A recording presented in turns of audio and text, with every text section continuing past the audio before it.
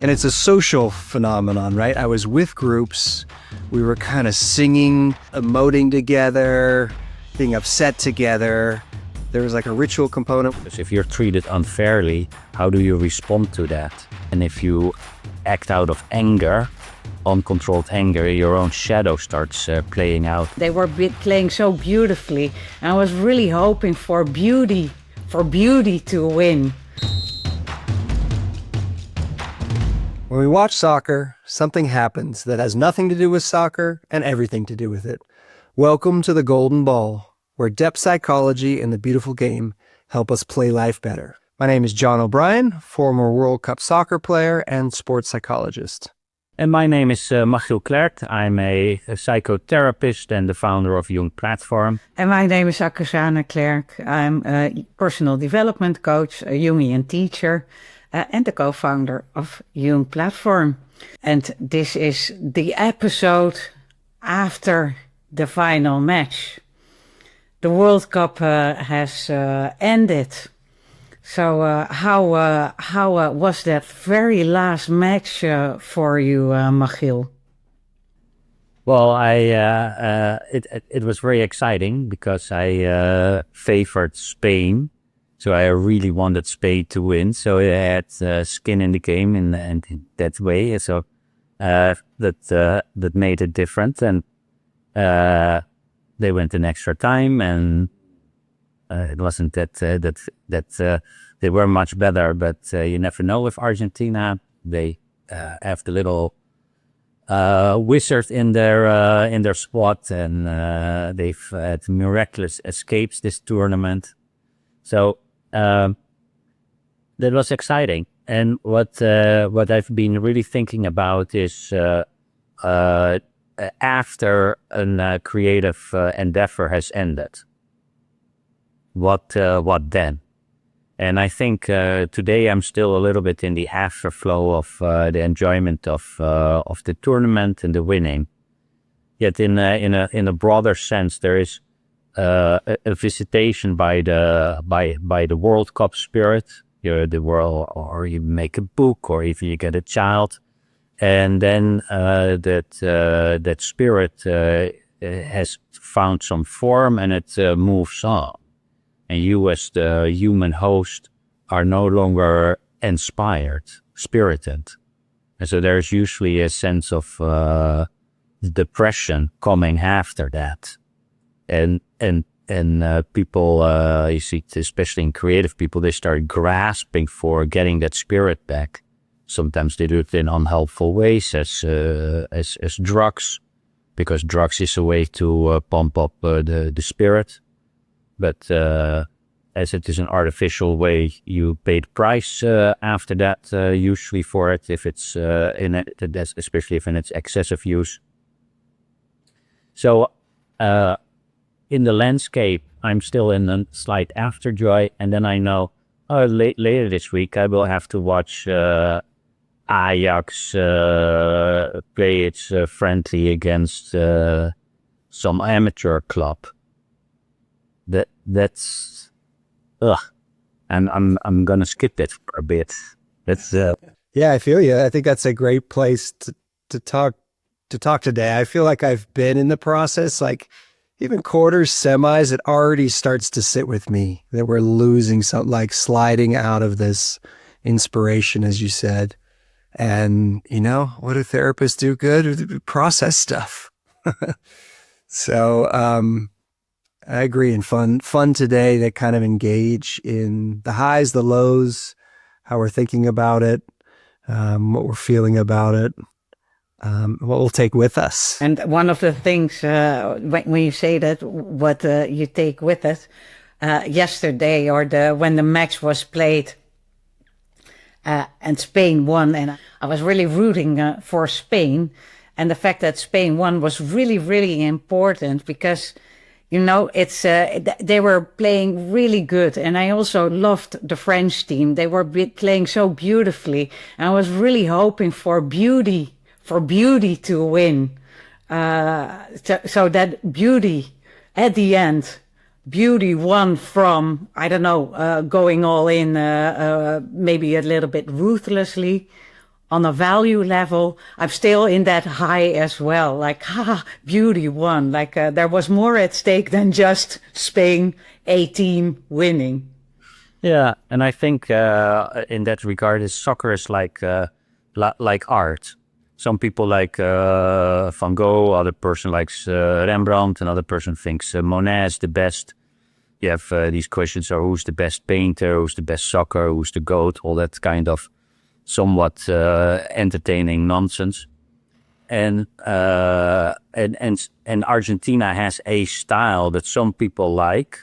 It's passionate, it's driven, they go for it, they give them their all. And it is definitely a very different painting than also what I consider beauty, the beauty of the game. And what you played at Ajax, John? Yeah, I think I also value beautiful play. And I felt even disappointed in the final because we weren't getting two teams with beautiful play, right? There was moments when Argentina in the beginning seemed like, right, Spain pushes up high, and so maybe they got to go over the top. And there's a couple moments where, maybe on the break here or there, that will be their strategy that'll work. And that's how this game could kind of play out in a soccer sense and not in kind of resulting to a fighting sense. But always when thinking about this, I always have to kind of check my own values and think about, like, is something in me thinking about this racist or, prejudicial, right? Because I have my kind of thoughts and ways I like, and a lot of it's formed by my culture. And hearing a lot of Argentinians talk, like they love the grit and like, hey, we like kind of that edginess to the sport. That's how we think it should be played. And it's just a different view on it. Now, to say that, I think Argentina also likes to play beautiful soccer, and it just didn't quite happen at this level. But yeah, that's always kind of sits with me when I look at different styles of play. Yeah. Yeah, that's what I call the different forms of art. You can like Vermeer or Monet, and doesn't mean one or the other is better. It's just it's a personal preference. And I bet if you press Messi that he likes his Barcelona game, how they played at Barcelona, over what they do now. I don't know, but I assume that. That he would like Barcelona more. Yeah. Akke-Jeanne, thoughts? Yeah, well, I was also thinking, what we've also seen in this World Cup, that several teams were playing defensively. And I think the Netherlands team, when they played defensively, they were out. England was doing really well, and then they started playing defensively and they got out. And so it's almost like it was also the tournament that if you play defensively, it's not going to bring you the outer success. Or and I thought, that's really interesting. And when we talk about outer gold and inner gold, what qualities or what values are accompanying you in getting inner gold, getting to the gold?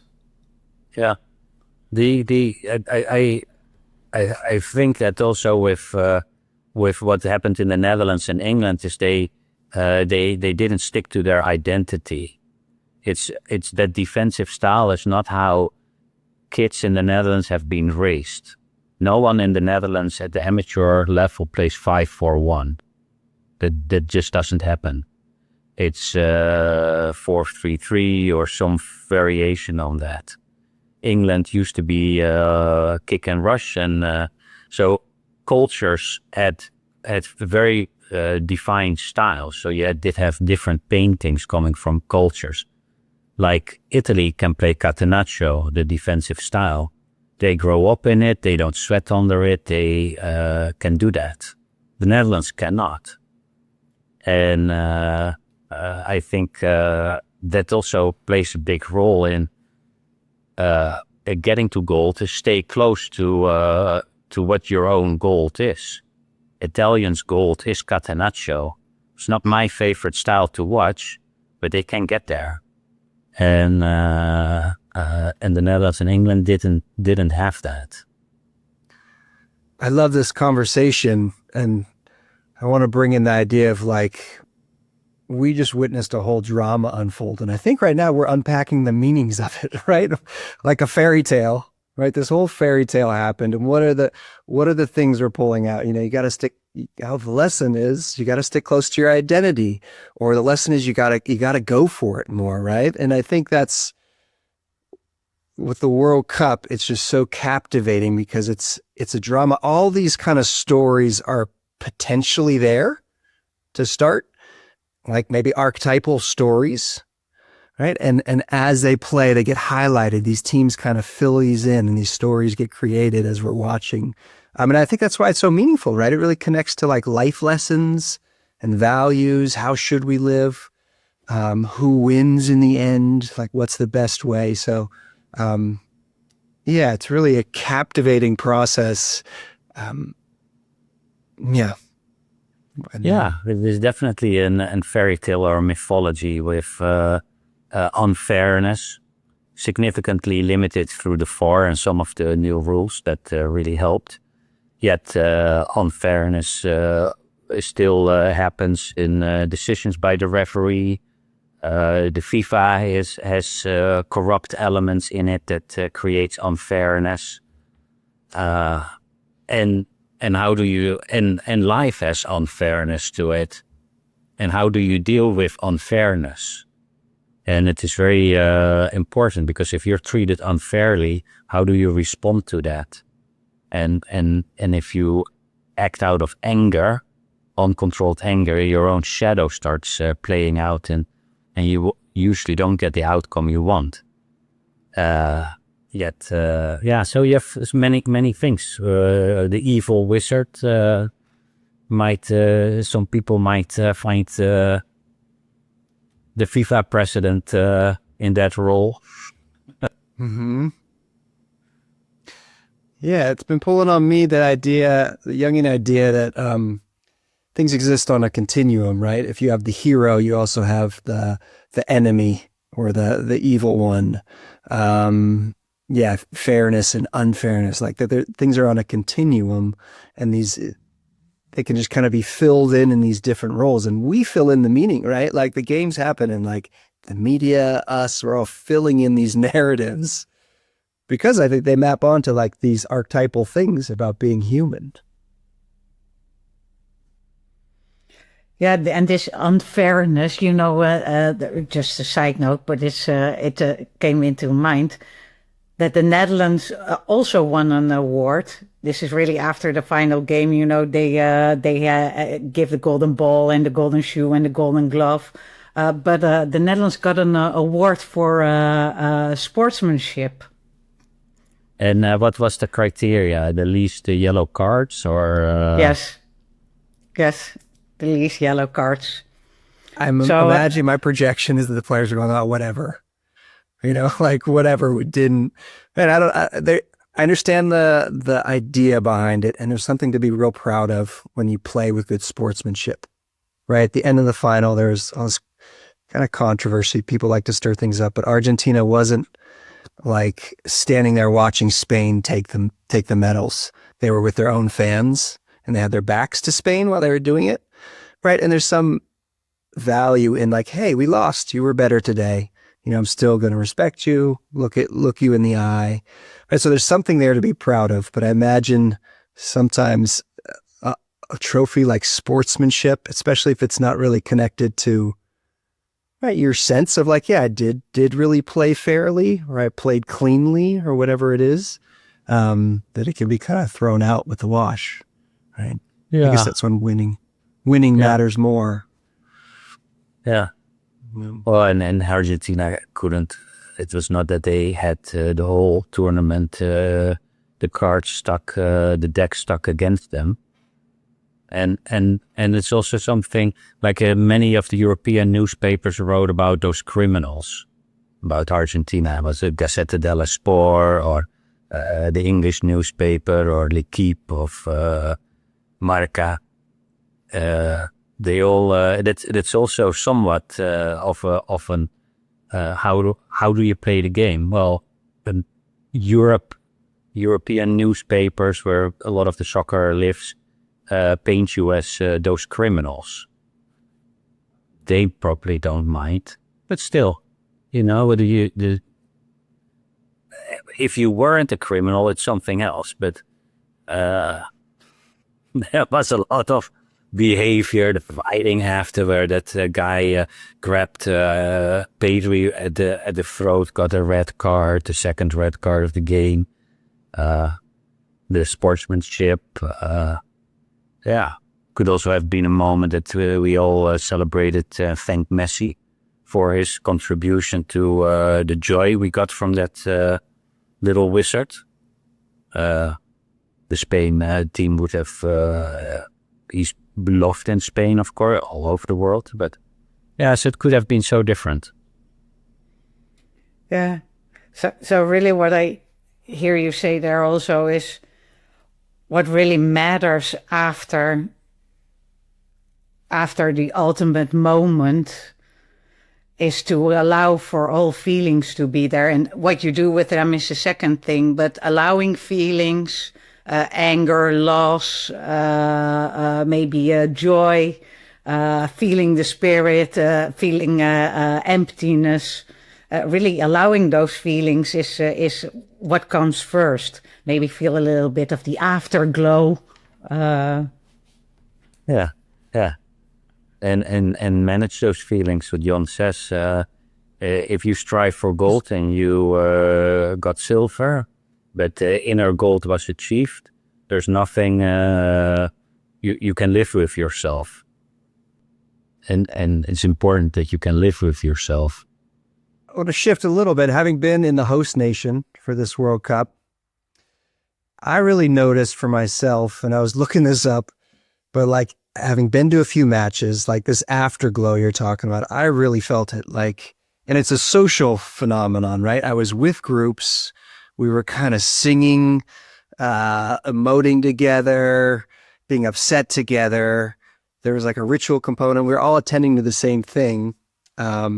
And it's really with me still. And I was looking it up, and there was Durkheim in 1910, I believe, or something, started researching this with Aboriginals, right? These rituals that they do that involves focusing on one thing. And there's usually all these same components that just went throughout the World Cup, where you're focusing on something. There's a collective behavior as part of it, and how renewing they can be. They kind of infuse us in a way, right? Take us out of the mundane and into, something sacred, something a little bit different. They infuse us with energy. And so I really feel kind of like this positive, uplifted energy still. And I know there's some sadness from like this being done as well, a letdown, but that's kind of part of this phenomenon of the World Cup. Like festivals, right? There's fan fests, which are festivals.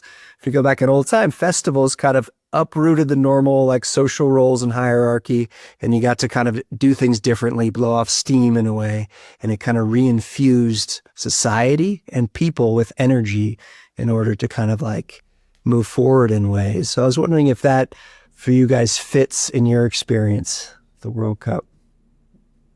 Yeah, beautiful. Yeah, definitely. There is something really addictive to that experience of the World Cup. Talking with people about it at lots of workplaces. People make those predictions for each game. You talk about it the next day. So there is that ritual of we're doing something together that has this addictive feature. And I think there's also that psychological question that comes after you've had an experience, not so much what was the outcome, but more who have I become as a result of this experience. So in even as a supporter and someone who enjoys watching the game, that question is relevant. Who have I become as a result of watching these games, and I've got to learn to know myself again a little bit better, noticing where I feel attracted to or what fascinates me. You know, that there is a becoming process.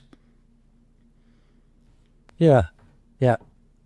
And I resonate on the participation in the ritual process strongly, where we are connecting to something larger and these energies and how important that is, and that we live in a society that has lost its rituals. Because you go to any society around the world in the past, they all had big rituals, initiation rituals, becoming a man, a woman, marriage. Every year, the sun is at the highest point. The new year starts. There's a conflict. The spiritual rituals. It's a lot of ritual, and we don't proactively do that. Yet that desire and that movement doesn't go away. We find that in the stadium or in the movie theater or in other ways. It's a soul nourishing ritual to be in a stadium cheering on, and it's healthy for society as an organism and for people as organisms to have it. I asked my daughter, she's 8. Did you enjoy the World Cup? And she was like, yeah, I got to put on fun clothes. We invited people over. We got to celebrate and make fun dances together. And it's yeah, those are all kind of sacred things we normally don't do. That's what I mean by sacred, different from the normal, that we normally don't do. And we're doing them together. And there's a celebration or a joy, an energy that comes with it. Yeah.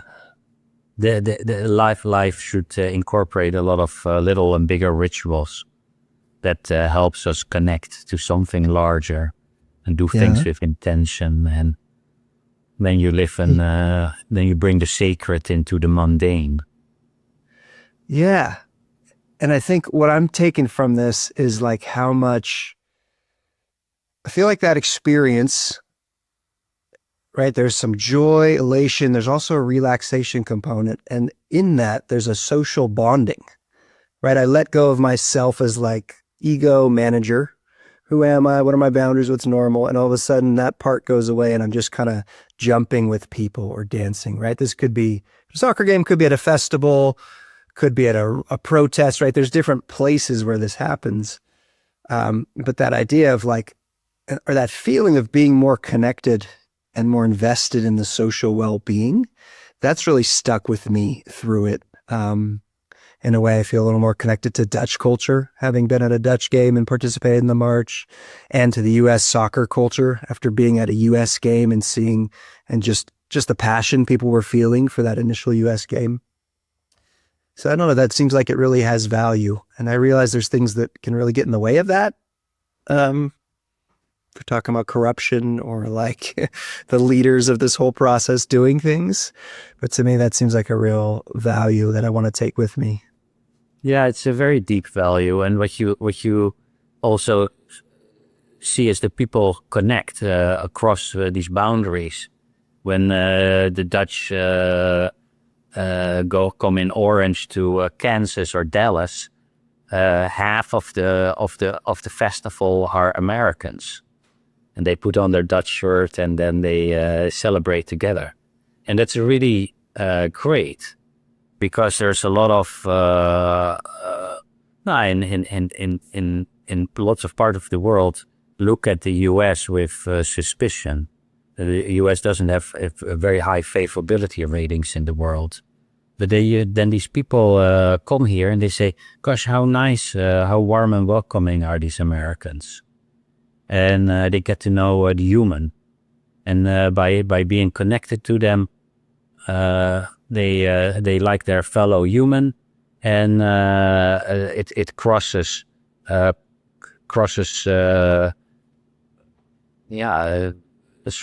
certain perceptions that otherwise turn the other into an enemy. Yeah, it's an interesting ritual in tribalism. Everyone's got their, you're right, defined by states. Now we're in a nation state world. Tribalism of states and colors. Right, that's really sticking with me in my memory. All the primary colors I've seen: red, blue, orange, yellow, like all those things, and like connection across boundaries.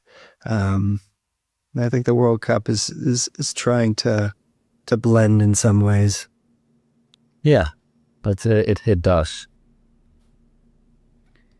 Yeah, and as you're talking about that social element, I think that's the part that I missed a little bit, because some of the games were in the middle of the night.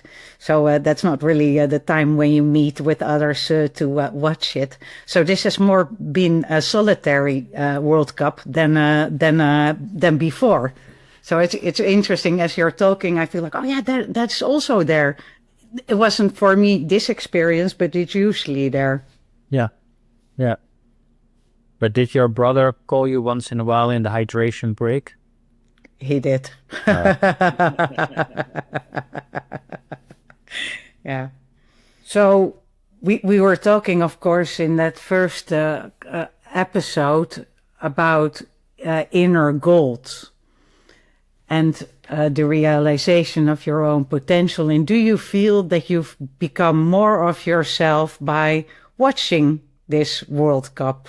Yeah, maybe a Jungian way with like, I feel like I've experienced more of what it means to be human with all the elements. Something about it kind of challenged me in ways, right? All these games, these big dramas that unfold, just kind of challenged me in ways. I don't know if I could say this eloquently. But yeah, I don't know, some way I've been a little bit more open to the human experience.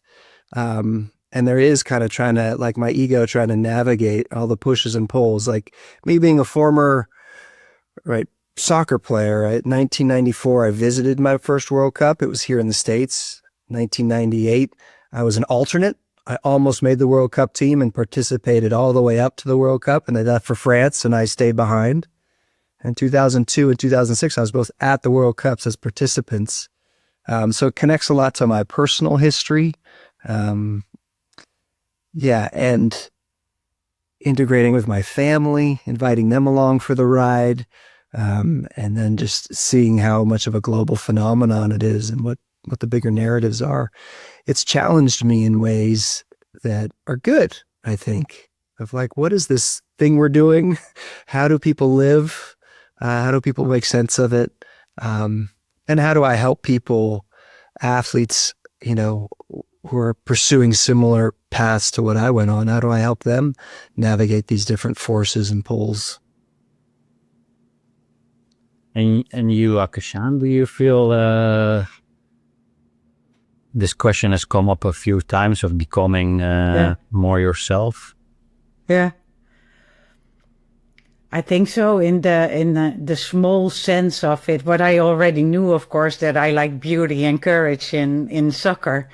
But I saw it over and over again, that for me, the value, what I really learned or relearned or got confirmed for myself, is my preference for beauty and courage over winning. And it's never been that strong for me as with this World Cup, as if it's almost like a guiding value system for myself personally as well. That apparently this is what I find really, really important. So having clarity about that is helping me to connect or to stay closer to myself. Yeah. Well, if you take the World Cup as a fairy tale, then you would start asking, what are the moments that are speaking most to you? Is it the unfairness? Is it the beauty? Is it what are the elements, and what does and they speak to you because that is resonates with you, so that displays a certain theme that on that moment is present, and then you can look at unpack it.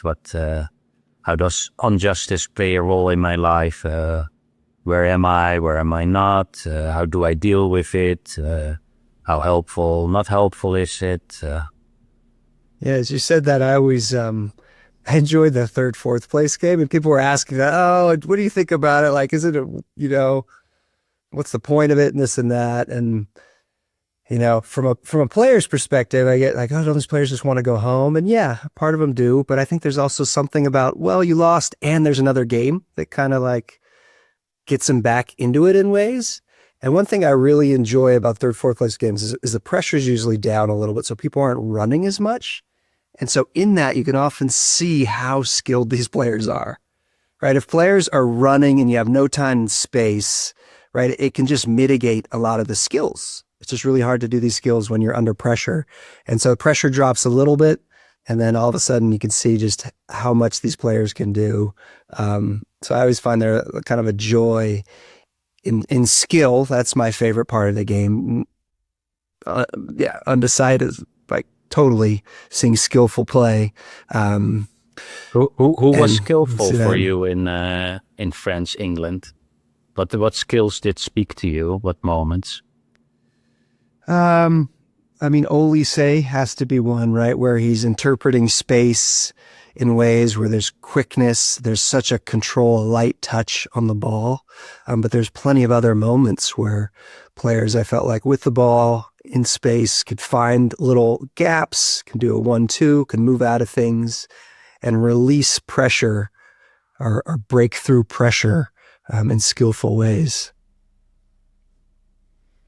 Yeah, and I think in that game, you really saw what we talked about last week about that pressure weighing on you and then blocking performance. But in that 3/4 place, that pressure is gone, and suddenly you see performance. And I think it was one of the most joyful games to watch. Mm-hmm. Maybe it wasn't about the real thing, but wow, that was really joyful, playing freely. Yeah, and there's something about right, and then you start losing, and just natural competitiveness, like an instinctual competitiveness, I feel like comes up. You don't want to be humiliated. We're not this, and so France, the second half, like I think plays more from that perspective than like, hey, we got to do this in order to get further, which is also beautiful. And it was a goodbye from Deschamps, who had a 14-year career lifting the French team up. So big players and coaches say goodbye. And Deschamps played very defensive the first while, and this was his most attractive tournament. And he won a lot of the hearts of people with that. And he had to say goodbye like other heroes or big protagonists on the World Cup scene are now doing, right? We got Ronaldo, Luka Modric, Messi, probably, right? This kind of generation that's been thought of as kind of leaving the stage now. Yeah. And other players will capture our imaginations. With Ronaldo, we're not sure, of course. If the next coach says, we need you, they might be there. Mm-hmm. But it's all players that we've had the privilege to see play and enjoy, and they brought a lot of joy to the world. And so it's very interesting. They play at one level for themselves because they enjoy it, but because they do something highly personal that is who they are, it benefits others. So you have that strange, interesting paradox. You are you, other people will benefit from that. And but it's a good thing to remember in our own lives. Yeah, when I work with I work sometimes with 12, 13, 14, 15-year-olds, and to see kind of how they're inspired by these different players, right? What about Ronaldo do you like? And for some players, it's just like his work ethic, just like how he's always there showing up, like they just really resonate with that drive. They see it in him, it brings it out in them. Okay, that's something you really value, kind of what you're talking about, your inner gold. For other people, it's more the magic of a Modric or a Messi, creativity that they really love. So these qualities, right, like that we're just drawn to in others. And you're saying, trust that. That's okay to follow that. And it's probably good to know that about yourself. Yeah, very much so. And I think also, there's a moment of really letting go, like how joyful and exciting, and with all these emotions, there's a moment that you let go of the experience of what it was to really make space for something new again. Yeah, and that's in that space always the spirit leaves, and then you have to be careful not to want to fill that spiritless place too quickly. Just life will reorganize, and life will go through its own winter, and give it time. Don't start medicating winter or applying all kinds of thinking techniques on I should not feel this way. It is winter, and the new has not yet arrived, but life will always bring spirit back. It just need a little time between these phases. Yeah, that reminds me of the word pre-creative depression. That in the creative process, before creativity starts to flourish again, there's this emptiness and dullness, and it feels boring, and it's so tempting to fill it up. But trust that something will start to emerge again. Trust that impulse will arise. Yeah. But that in between, tricky. Well, it is also being with the in-between, not treating it as I do this because one day I get this. It has its own value, and we're very performance-oriented, but the non-performance state has its own quality and its own value, and just to be with that for its own sake. Yeah, I can imagine for myself, like what I'm going to do, what practices for me are helpful with it, right?